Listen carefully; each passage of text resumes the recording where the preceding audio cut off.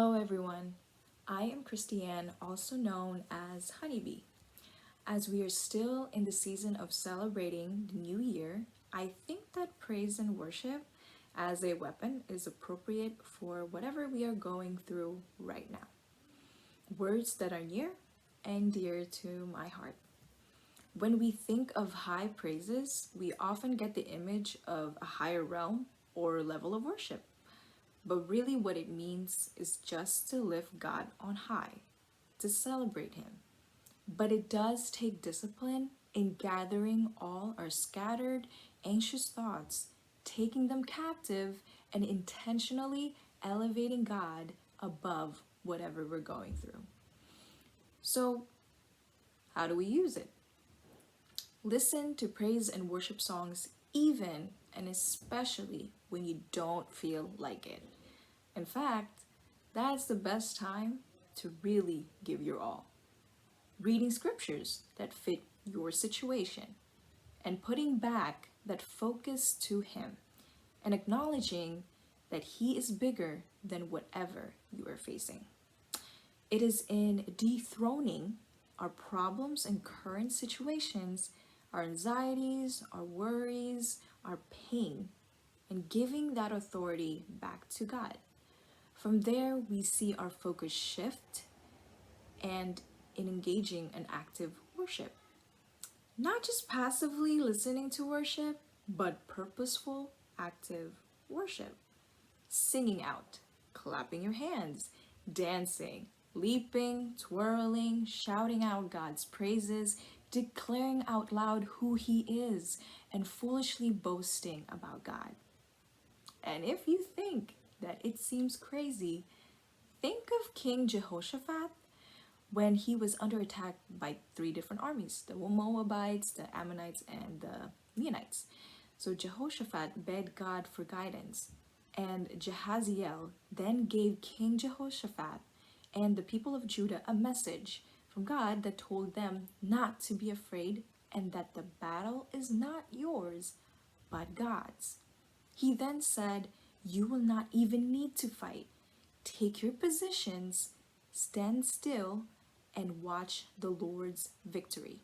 He is with you, O people of Judah and Jerusalem.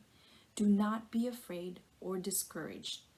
Go out against them tomorrow, for the Lord is with you." Second Chronicles 20:17. Jehoshaphat sent out the people ahead of the army to sing praises to God.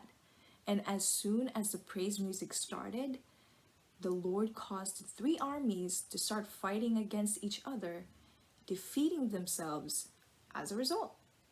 Another was in Acts 16:25-26, when Paul and Silas were in prison and they started praising God. And while they were praising God, an earthquake shook the whole prison, opening doors and breaking down chains that freed them and all the other prisoners. In 1 Samuel 16:14-23, we see that Saul had a tormenting spirit in him, and David, who knew the power of praise, drove out that spirit with a harp. And a recognizable example of using praise and worship as a weapon was when Joshua fought the Battle of Jericho. In Joshua 6:1-27. For 6 days they marched silently around the city while the priests they blew their trumpets. And on the seventh day, the people started shouting, causing the walls to just fall down, allowing the Israelites to capture the city. And all it took was their instruments and voices to overcome. Worship is a powerful weapon of spiritual warfare that defeats the enemy and completely nullifies his plan of destruction for our lives. So, brothers and sisters, you do not have to remain under the burden of sorrow, brokenness, anxiety, or depression one day longer. Clearly, throughout God's word, we see a pattern of victory for God's people. There's a worship song by Upper Room called This Is How I Fight My Battles. And one of the lines, it says, "It may look like I'm surrounded, but I'm surrounded by you." He never intended for his people to live under the oppression of the enemy, but in victory over the enemy. This doesn't mean we won't face battles in our lives, and maybe even long, intense battles, but the end will remain in victory. He has given you the spiritual weaponry, His word, prayer, and praise and worship. Mighty weapons in pulling down strongholds.